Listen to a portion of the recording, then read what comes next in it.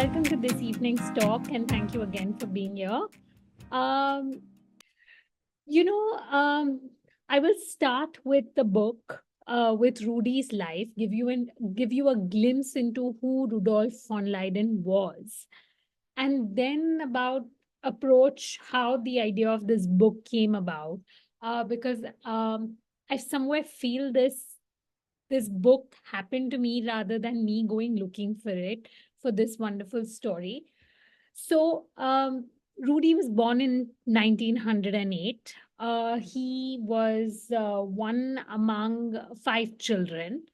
But my book really begins in 1933. Um, Barely 25 then.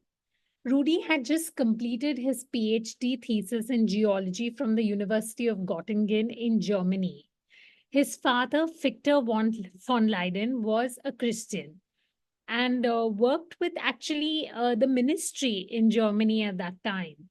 And though a baptized Christian herself, Rudi's mother, Louise von Leyden, came from Jewish ancestry. Now, Rudi's Jewish legacy meant that life in Germany was not a safe space. Besides, Rudi also had communist leanings.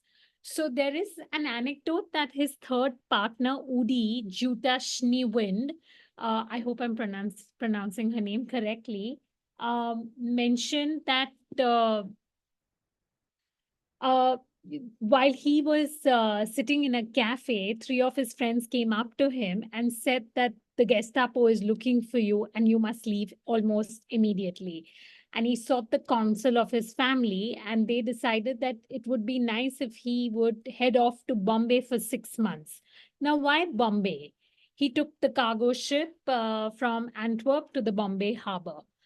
The reason Rudi chose Bombay, because unlike many of the European Jewish refugees that came to seek refuge in Bombay because they stopped by on their way to Shanghai, Rudi's entry into Bombay was very comfortable because his older brother, Albrecht, who was called Bear by the family fondly, had already preceded him in India by 6 years.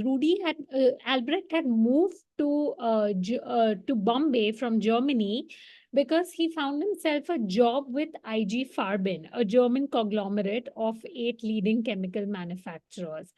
And Bombay then was under the British regime, so it was considered a safe space.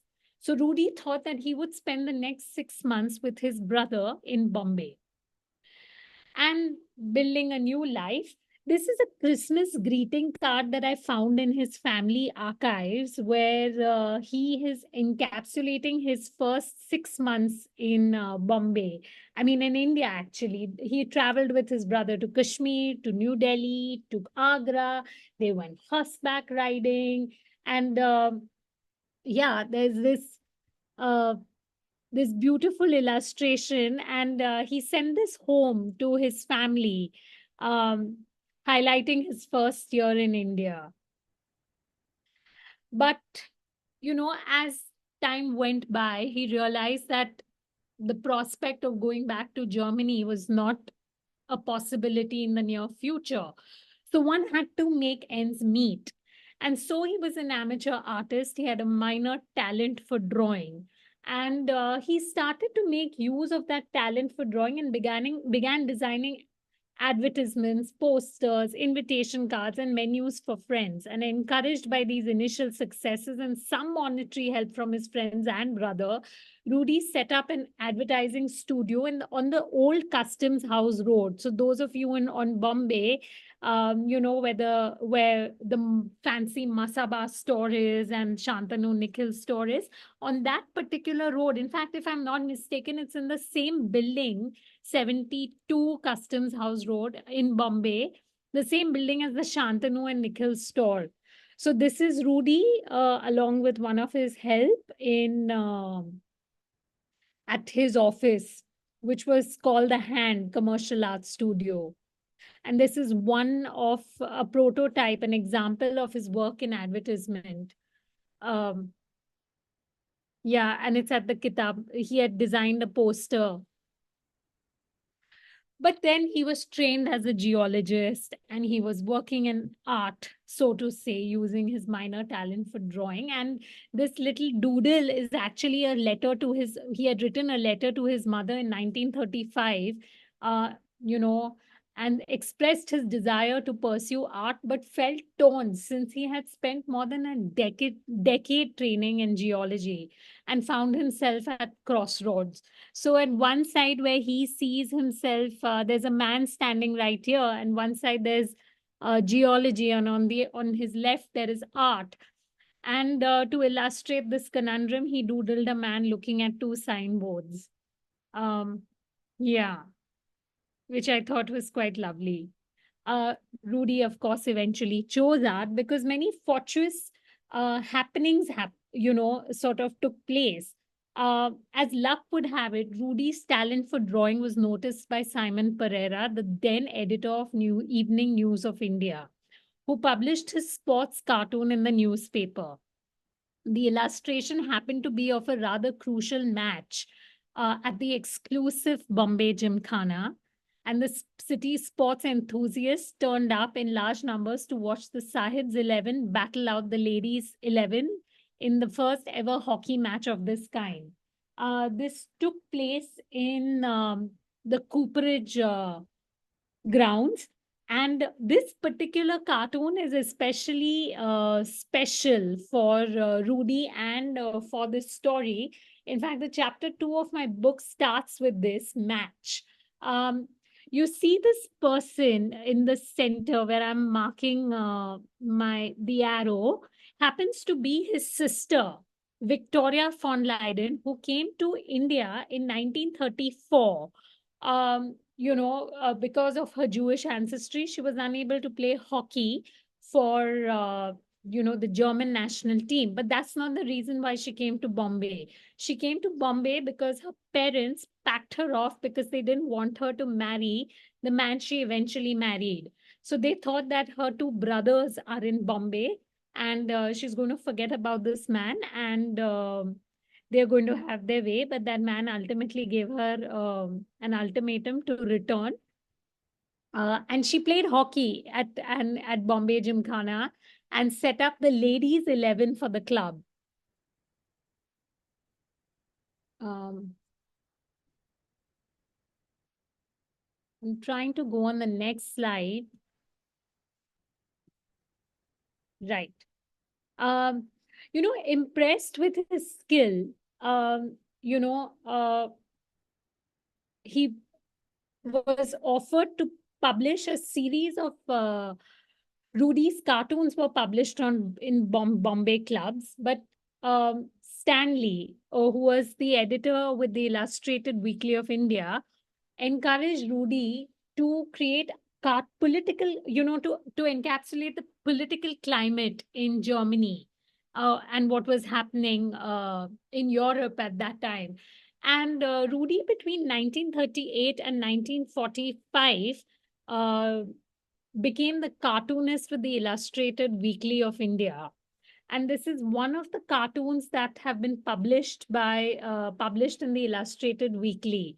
Um, I showed these cartoons to Dr. Hemant Morparia, who is not only a distinguished radiologist, but an astute cartoonist himself. And he pointed out that the style was popular at the time and was inspired by David Lowe, a legendary political cartoonist, caricaturist, and draftsman, Um, and he created these cartoons using the moniker Denley, an anagram of his surname Leyden, to ensure that the family back home didn't face, the consequences of the Nazis of his political views. So these are some of the examples of his cartoon. But his main contribution to the Times was his art reviews, an assignment he picked up after a casual conversation with Simon Pereira, the editor of the Evening News of India, where he spoke passionately about this one particular show that he saw at the Taj Mahal Hotel, where many of these art shows were showcased at that time. And he spoke so passionately about it that Simon said, "Why don't you review it for the Evening News of India?" And thus, Rudy's first review ran with the paper. Oh.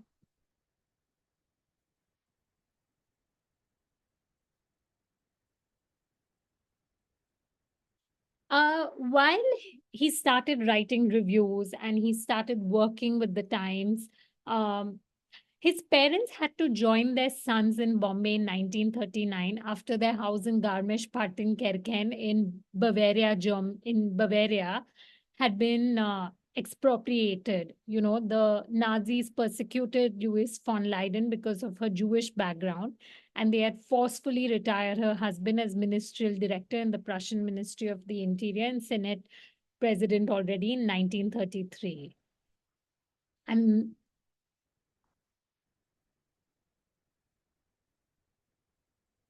And between 1939 to 1948, they mostly hung out with the expats. They attended cocktail parties at Malabar Hill. The food was extravagant. The parents swam every day at the Juhu beach. In her diary notes, in fact, his mother called Bombay a poor Europe with its beautiful gardens.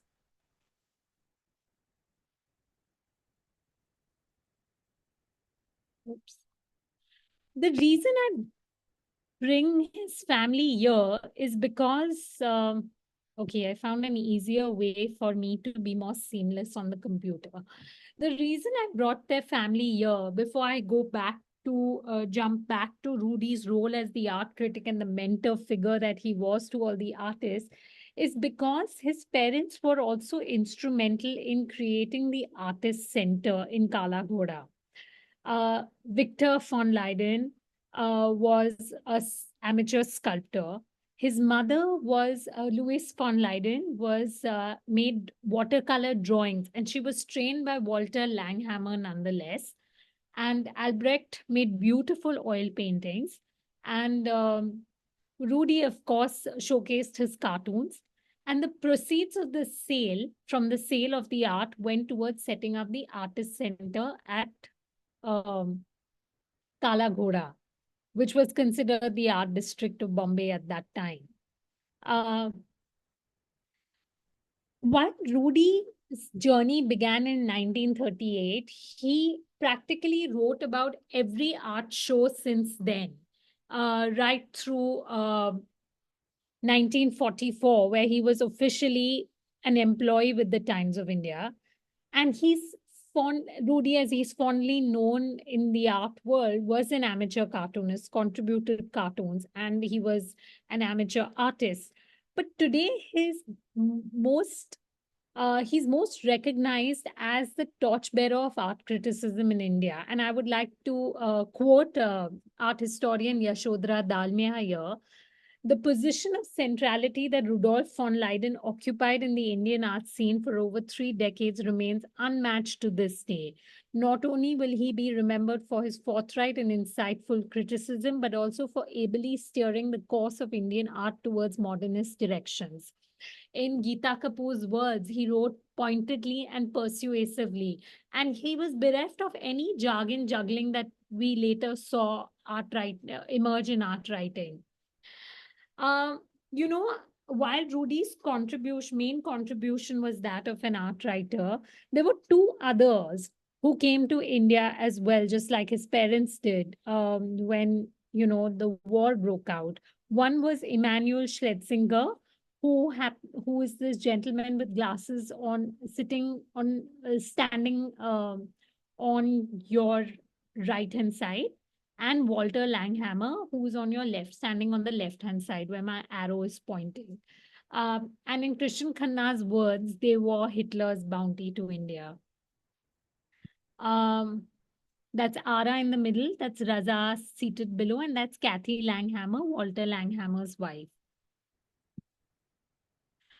Uh, while Rudi was the art critic with the Times of India, many artists emerged on the scene. There was Ara, there was Husain, there was Souza. In 1947, they all came together and they formed the Bombay Progressive Artists Group. And Rudi became their friend, their mentor, and guide. Um, uh, you know, Ara, Raza, and Souza formed the PAG. Each one of them brought one artist each. Ara brought in Bakre, Raza brought in Gade, and Souza, of course, brought in Husain. And Rudi was their biggest champion. And in fact, he wrote reviews in the Times of India about the Progressive Artists Group first show, which was inaugurated by Mulkraj Anand. Rudi wrote the review for the same. From discovering Raza's talent for drawing and writing about it in his early days to reviewing Souza's perturbing and bewildering art show in 1948 to finding the intense joy of Ara's paintings to critiquing PAG's exhibition in Bombay in July 1949, Rudi had written reviews of practically every premiere show the group's artists participated in. And through his observation and writing, Rudi brought perspective to the art movement and refreshingly, like I mentioned, did not get caught up in jargon or flaunt his prowess as a critic. His constructive feedback was instrumental in shaping many, many artistic trajectories. But most dear to him, and practically every story in my research featured Ara. There is Eleanor Chaudhary, Harbel Chaudhary, fondly known as Laura Chaudhary. She was an Vienna-based art patron, had heard from Rudi that he, in fact, had first met Ara when the latter worked as a car cleaner. And Laura said Rudi was aware that Ara was a car washer, but when he realized that Ara also painted, he wanted to see his work. Now, to Ara, this was a huge deal because he came from circumstances that uh, were very, I mean, he came from a very, very humble background. He was a Dalit artist. And to him, at that point, was a huge deal that here there was a European Bada Sahab interested in seeing his work. And when Rudi saw how beautifully Ara painted, he bought him material and encouraged him to continue painting. Not only that, he even extended the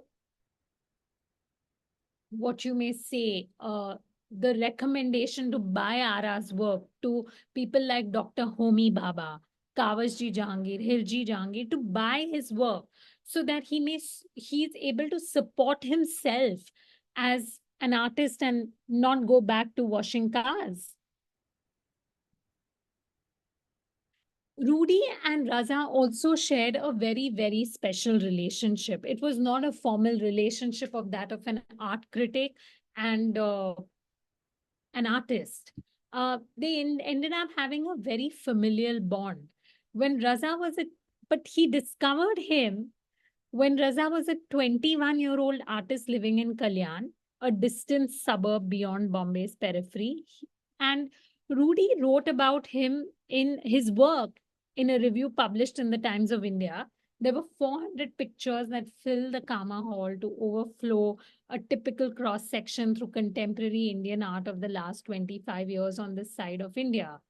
And many paintings he found to be highly mediocre.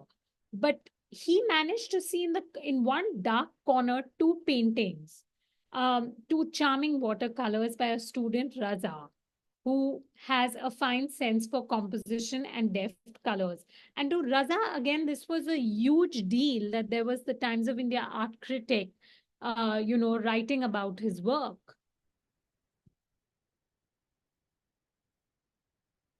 Sorry, the spelling of draftsman is wrong here, but today Christian Khanna considers himself a better draftsman than a painter, and he took Rudi's constructive feedback to heart. Um,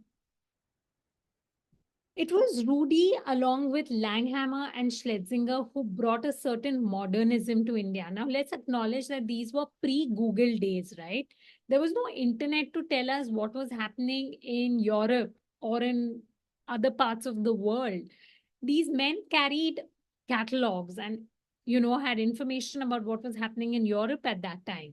So, therefore, uh, Khanna believes the artist's ideas of modernism, albeit their own, was still quite European. Aside of the French, three key individuals whom Khanna, like I mentioned, called Hitler's bounty to India, inspired these artists like Ara, Raza, Husain, Souza.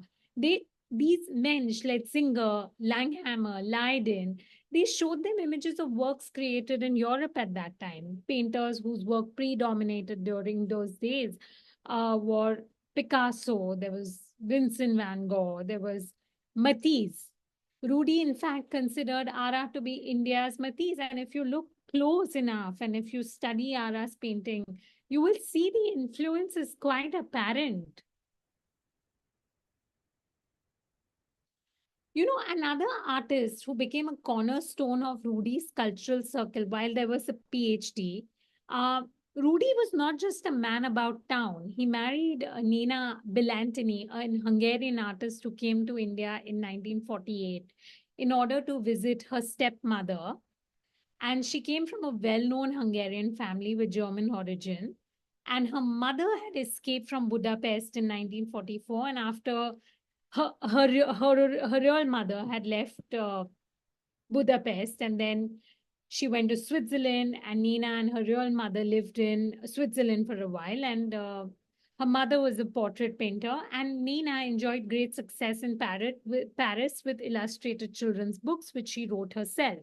But she came to India to help her stepmother. Rudi and Nena met. They got married in 1949, and together they became this art couple of sorts who mentored,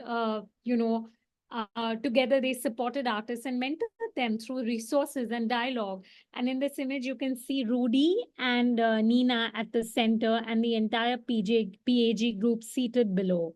And that's Mulkraj Ranandait there, seated along with them. Um,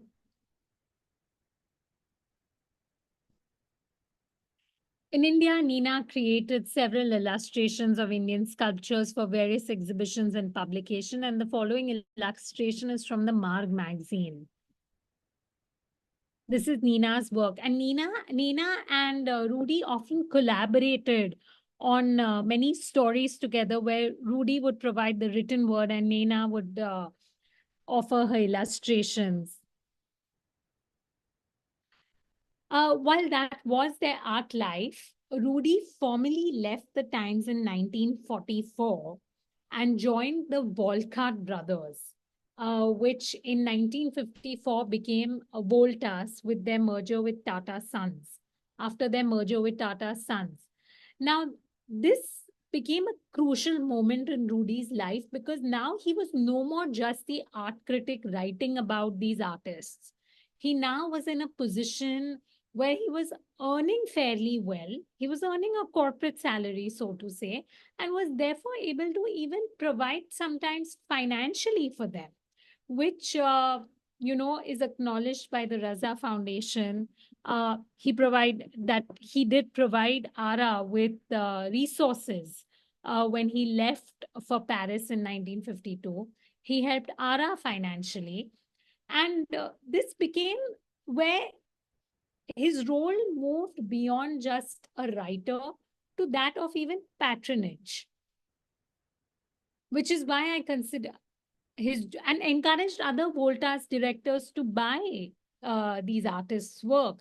In fact, I met with Rudi's secretary, who's now 86, Katie Sunawala, and she said his cabin at Volta's became a quasi gallery of sorts where artists like Heber, Hussein, Ara would leave their paintings. And Rudi then would convince other Volta's directors and publicity managers to buy their work for as little as 500 rupees in those days. In the words of Krishan Khanna, that Rudi was not just an art critic or a patron. He was the kingpin of the arts. And I thought that was a fairly loaded word for, for an artist, for a description for an art critic of sorts. But one particular case illustrates this. And this is something Krishan Khanna shared with me. And I had the privilege then of meeting Akbar Padamsi a few days after I met with Krishan. Uh, about this one particular court case. In 1954, artist Akbar Padamsi opened a show at the Jahangir Art Gallery and, you know, convinced that the paintings Lovers 1 and Lovers 2 displayed at the exhibition were obscene. An inspector called Mr. Kanga charged Padamsi under Section 292 of the Indian Penal Code, which prohibits the sale, distribution, or exhibition of obscene materials and carries a penalty of imprisonment or a fine. It was Rudi who defended him in court. When I met with Akbar Padamsi in 2017 at his studio, he was quite frail by then, but recounted the case quite vividly. And he said that there was a lot of passive support from the art community, but nobody wanted to stick their neck out for him, really.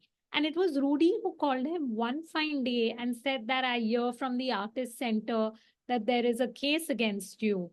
And, well, what are you doing about it? And he said that I'm looking for a strong defense.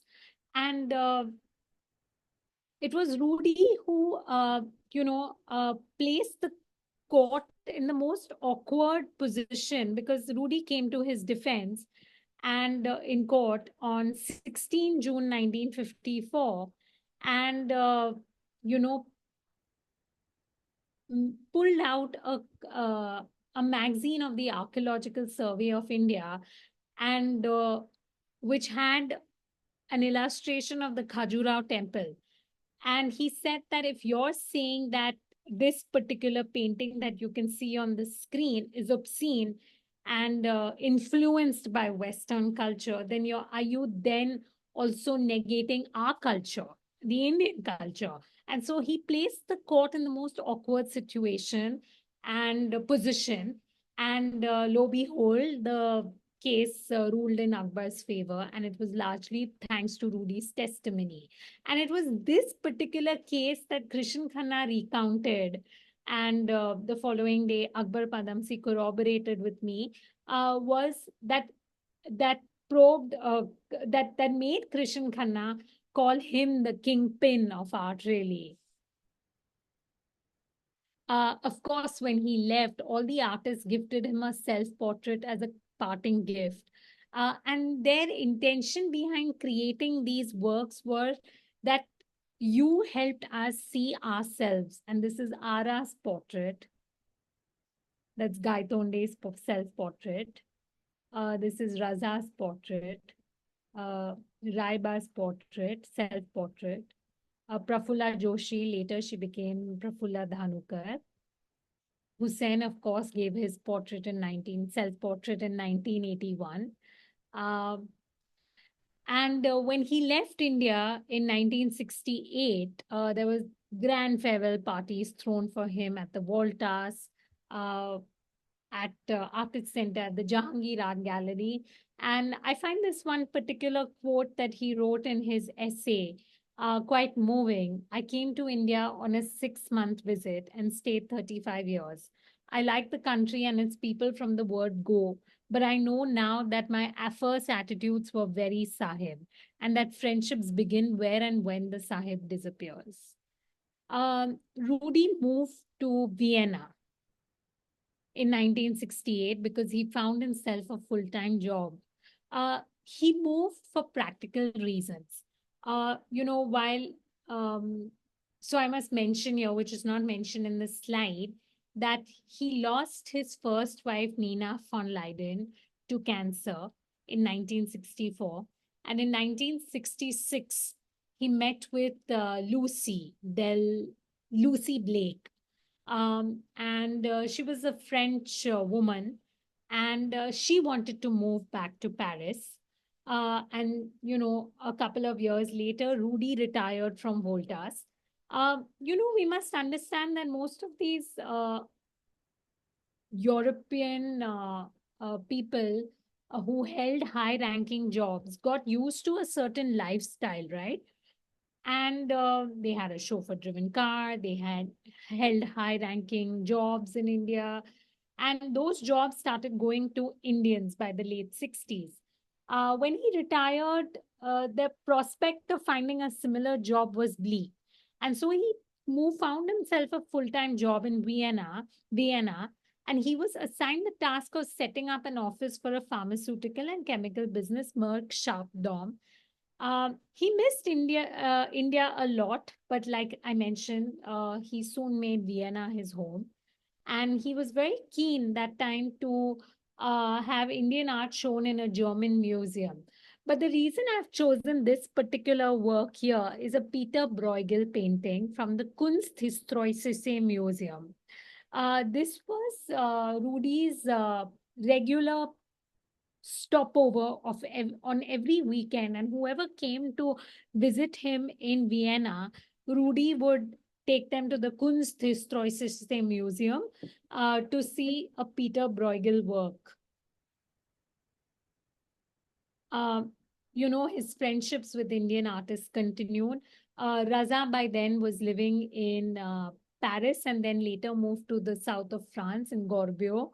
And he and Rudi had an opportunity to reconnect and rekindle their friendship. That's Raza along with his French wife, Janine. Uh, and one thing that he kept, like I said, he continued his friendships with Indian artists and wrote and was a prolific letter writer. And Krishan Khanna and he exchanged many writers with each other, with many letters with one another. And these are some of the letters, the postcards he wrote to Krishan, which are now neatly preserved at his studio in Gurgaon, which I thought was quite lovely. While he was in Vienna, he spent much of his time researching about Ganjifa cards. Now, this was not a hobby he picked up post retirement. Um, he actually found the Ganjifa cards in 1939 while he was ambling along the bylanes of Chor Bazaar in Bombay, where he found where one can find these interesting antique objects. And at a small stall, he found a colorful little box with round painted cards made of cardboard. And initially, he did not know what they were, but upon research, he found they were the Ganjifa cards.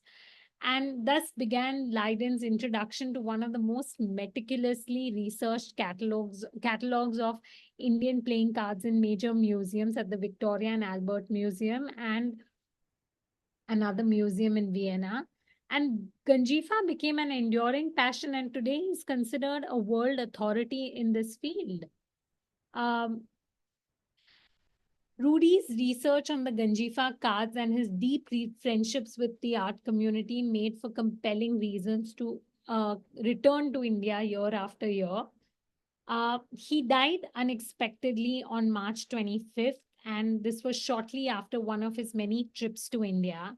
And incidentally, he was writing the last chapter of his book on Ganjifa cards when the fateful incident occurred.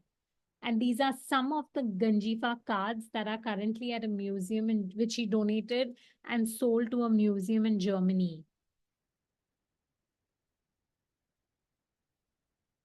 Uh, I thought this was a wonderful quote. It's from Rudi's letter to Krishan Khanna in 1980. Above everything else, he felt my days as an art critic of the Times were really the most important for me in all of my life in India, not only because of the deep friendships I made, which lasted a lifetime, but because I had to come to terms with myself and my attitudes and opinions, and in my endeavor to cut out the cackle. When words begin to count not in numbers and in great sound, but in meaning, then you know you have got somewhere. Rudolf von Leyden. Uh, Before I, open this up for questions, the reason the book came about was I would like to talk a little bit about the book. and how the journey of the book really came about. In 2016, when Raza passed away, I was the special art correspondent with Mumbai Mirror. It was a widely popular Bombay-based newspaper affiliated with the Times of India. And Raza, like I mentioned in my presentation, was one of the founding members of the Bombay Progressive Artists Group. And we as a paper felt that while Dr. Saryo Doshi, a well-known art historian, wrote an obituary for the paper, we must pay a larger tribute to him. And who better to do this than the last surviving modernist, Krishan Khanna? When I contacted Krishan Khanna, he said, "Well, you're most welcome to come and meet me.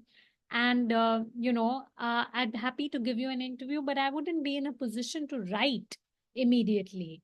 So I went over to Delhi to meet with him. And towards the end of the interview, Krishan Khanna asked me what the Times was doing with the writings of his great friend Rudolf von Leyden.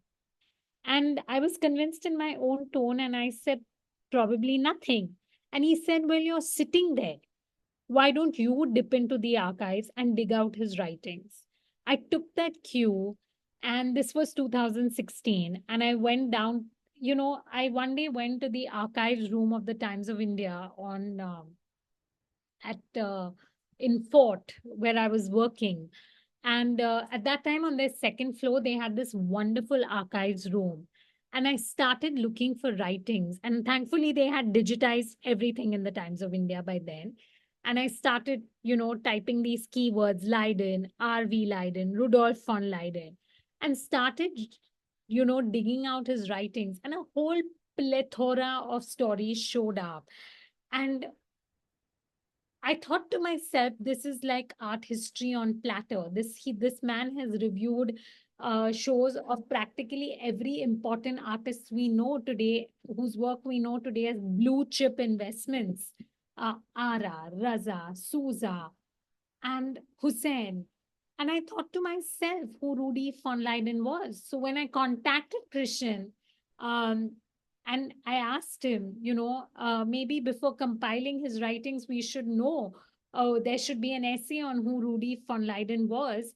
And who was he? And he said, "Well, he's more than just an essay, if you ask me.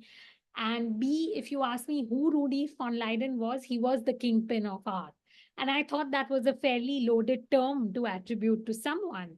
And there began my 7 year long journey into dipping archives that took me to various cities, continents, fortuitously meeting with his family members, digging out personal archives, going into the archives of the Kemol, of the CSMVS Museum, of Tata Central Archives, of Asia Art Archive, Times of India Archives, of course, letters, diary notes that inform a bulk of this research, and then everything pieced together eventually, uh, you know, resulted into this book that was published earlier this year. So that's a little story of the journey of how this began. How wonderful, how serendipitous was your journey, and what a remarkable job you have done with it, and how wonderfully you brought together both your journey and Rudi to us. You really made him come alive, not just as an art critic, but as a person who influenced art so much in India. Thank you so much for that. Very succinct talk and very well put together. I hope at any point, I wasn't rambling. No, no, not at all. Far from it. You put all your points together very well. It was so wonderful to hear about how he sort of assimilated into the Indian sort of culture, and by his own acknowledgement, sort of changed from being the Sahib to, it sounds like he really did find One his tribe. right. So one of the things that the Sahib to becoming one of us was something that Krishan Khanna shared with me, who was actually the main source, if I may say, for this book. Uh, he said when I first met Rudi in 1948, he was this pipe smoking European, right? He very much was smoking a pipe until the end. But one of the things that he noticed was like most Indians do when we see a table in front of us, a coffee table in front of us, and we are sitting on a sofa, we have a habit of leaning back and putting our legs up and sitting. And Rudi pretty much started doing that. So he started adapting to our culture very seamlessly. And it just happened. It's not that he was trying hard or he was trying to speak their language, you know. But I think these subtle mannerisms, which I've captured in the book, and I thought that was essential because it was not like where today he lost his accent or anything. No, he's very much spoke in a Germanic accent, I'm told. But there were these subtle changes that one sees in where you're able to now tolerate a certain palette easily, or that you dress a certain way, or that your mannerisms change. And these subtle mannerisms is what he said, where the sahib dropped, where you were no more this, uptight European sahib sitting there and, telling us how art is done, but rather, assimilating in our culture more seamlessly. So I can literally see as you talk, see him with his arm around an Ara or a Raza who were probably a little shorter than him, and sort of. So thank you very, very much for that. That was really nice. Also, I think that his first studio that you mentioned, in the Chantanu and Nikhil, is very close to where Kaki is. So I feel a Yes. little close to his studio as well. Maybe we'll figure out the exact location Yeah. and mark that. Maybe like a walk around Rudy's Bombay. Yeah. Yeah, that sounds interesting. So tell us about, I think there are many questions about the Ganjifa cards. You've got us all sort of. Hmm. I mean, it was a real discovery for me also. I had never encountered, or rather, let me admit, I had never heard about Ganjifa cards until I learned of Rudi von Leyden. And in 2016, 17, when I fortuitously found his nephew on the wonderful World Wide Web, on LinkedIn. I found this author called James von Leyden, and I took a chance and messaged him and asked, "Are you related to Rudi von Leyden?" A little shy of a month later, he responded and he said, "Well, I'm indeed his nephew." And we had many Skype conversations. I think he was trying to gauge why I'm so interested in Rudi's life. And then I explained to him that I dug out these articles from the Times of India, and I'm really excited and keen to know who Rudi von Leyden is. And one of the first people he connected me to was, again, forgive my French pronunciation, is a gentleman called Gwenel, who works with the Playing Cards Museum in Paris. And he had done research on Rudy's research on Ganjifa cards. And that's the first time the I learned of what Ganjifa cards is. Now, I still haven't wrapped my mind around how these cards are played, but Ganjifa cards are essentially Indian playing cards. They were the Mughal playing cards, and a large part, not large, but a fair section of chapter 7 focuses on these playing cards and how sort of, and I'll just read to you because I don't want to give you wrong information. But yeah, if you, these are actually Mughal playing cards, like I mentioned, and the word Ganjifa is believed to be derived from the Persian term Ganjife, which means treasure cards. And they have their origins in the Mughal era, dating back to the 16th century.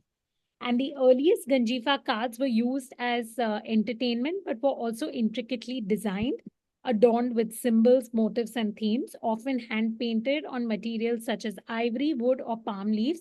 Each set was a work of art.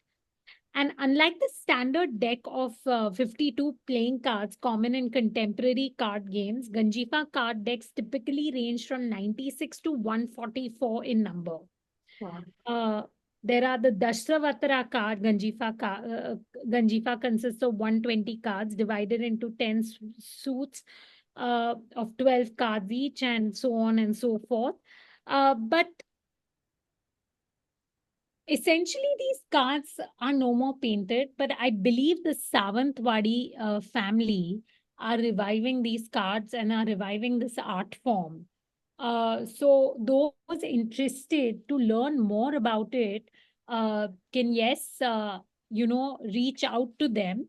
Uh, but Rudi was quite an authority. In fact, this is the book. I don't know how visible this is, but this is actually an Air India calendar, which he had curated for Air India in for 1979, where each month is dedicated to one Ganjifa card. Oh, lovely. Yeah, so this I found in the Tata Central Archives in Pune. So yeah, chapter 7 talks a little bit about Ganjifa cards, but I must confess I'm no authority on it. But very happy to connect. I mean, whatever little I know is from Gwenil, who educated me on this subject when I visited the museum in Germany where Rudi donated these Ganjifa cards and sold these Ganjifa cards to at a little museum of the playing cards museum, which is I think an hour away from train from Stuttgart. Is when I first saw these, and they allowed me to go through them, touch, feel these Ganjifa cards, and where we can source Ganjifa cards. So yes, in India, I think Sawantwadi, let me, Sawantwadi family and Ganjifa cards, if you Google it, you will be able to find information on present day Ganjifa cards. But if you want to learn more about it, I'm very happy to connect you all to Gwenil, who, let me just put up his email address here. Sure. And I'm I'm quite sure that he'd be happy to address. Okay, how do I? Let me go and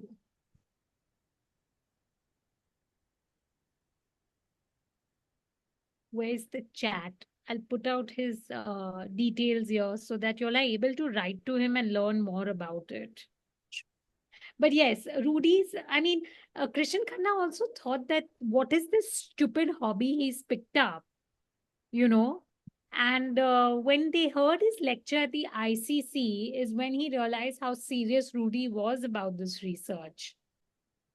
So Jyoti wants to know if the art on the Ganjifa cards that you saw was the traditional art, or were there some new Ganjifa cards that were created? Uh, in where like for in the Yes. the Air India catalog. No, They in the museum that you saw, were they the Oh, they were traditional? Rudi's collection. So they were the traditional Ganjifa cards, not the contemporary ones. The Okay. ones that actually, some of them were that he acquired from various antique dealers, but some of them that he acquired from at that time, Ganjifa cards were also painted in Bengal and Orissa and Sawantwadi, of course. So he acquired them. Okay.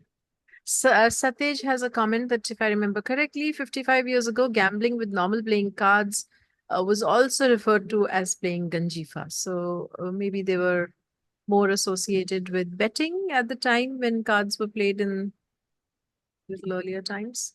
In previous, there is a whole, I wouldn't use the word cult, but Hmm. there's a whole group around these Ganjifa cards, which, like I said, for me, this was fascinating. But I was completely, till I was closing the book, I was trying to wrap my mind around these Ganjifa cards. But I have tried to my whole mandate through this book has tried to be to make the material accessible. So I have simplified it to the best of my abilities with Gwenel's assistance. So I think he would be the best person to reach out to and, to seek the clarification on Ganjifa. And does Rudy have, or does his family have any, in his private collection, any of the Indian artists Ara. Ara, okay. Ara, because I think Ara was not just an artist that he took under his wings, whether it was his circumstances or whether it was that they genuinely, he was the most dear to his family. When I met with Rudi's niece in Bonn during my research trip in 2018, Marie-Louise von Leyden, um, she told me that she spent only one Christmas in India, and that too was and had lunch with Ara, Rudi, and Nina. And he really took a fondness, a liking to Ara, and so did Nina, so did Rudi's parents. So Marie Louise had a painting that she had of Ara. His nephew has inherited a painting from him. So Ara was someone they truly backed in every sense, not only buying his work, helping him financially, making sure that he was the only artist to be invited for Nina and Rudy's reception. He and Langhammer. But did he really okay, let me put it this way.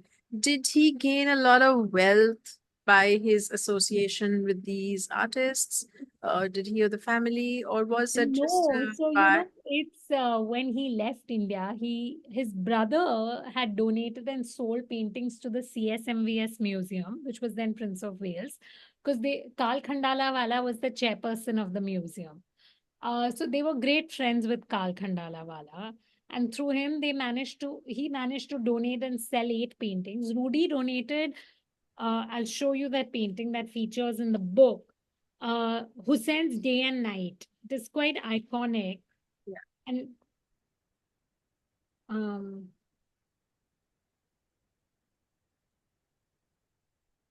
features in chapter 5, those who have the book. Yes, Husain's Day and Night, which I got from the museum archives. Oh wow.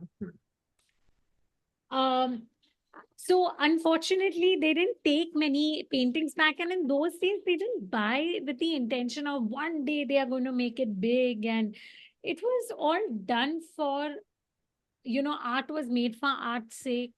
He wanted to support them so that they make a living as artists. But I think those he saw who made, I mean, towards the 80s, Hussein, Raza, Ara, they all started doing fairly well, and they had opportunities to show their work in Europe, and they were sold for 1600 rupees, which in those days was a lot of money. So art, somewhere there's an illusion that in those days we bought for 500, 1600, but even those days it was quite a sum. Lovely. Would you like to drop? There are questions about where your book is available. Would you like to drop any? Sandhya, which part? I mean, they're available, I'm told, in bookstores, but the lovely Amazon is your. So the Uh, book is available on Amazon. It's called I The have Catalyst. if you can scan the QR code, it will lead you to the Amazon link. Okay, that's a good idea. Uh, yeah. That's fantastic. Thank you so much. I think you've opened up one chapter of Bombay art in our minds today. All the best with the book, and on to newer ventures. And whenever you write of something new, we'll have you back here. Thank you so much, Reena.